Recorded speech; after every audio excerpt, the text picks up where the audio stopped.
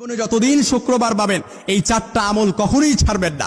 বৃহস্পতিবার সূর্য যখন অস্ত যাবে, বৃহস্পতিবার সন্ধ্যা থেকে শুরু করে শুক্রবার সন্ধ্যা পর্যন্ত এই চারটা আমলকে নিজের জন্য একেবারে বাধ্যতামূলক করে নেবেন ইনশাআল্লাহ। একেবারে আঁকড়ে ধরবেন। তার মধ্যে প্রথম যে আমলটা সবচাইতে বেশি করবেন এবং হাদিসে যে আমলের গুরুত্ব সবচাইতে বেশি দেওয়া হয়েছে সেটা হচ্ছে দুরুদ শরীফের আমল। দুরুদ শরীফকে যে ব্যক্তি আঁকড়ে ধরবে তার যত পেরেশানি আছে, তার যত বিপদ আপদ আছে, উদ্বেগ উৎকণ্ঠা আছে, অভাব আছে, এই সব কিছু এই দুরুদ শরীফে যথেষ্ট হয়ে যাবে।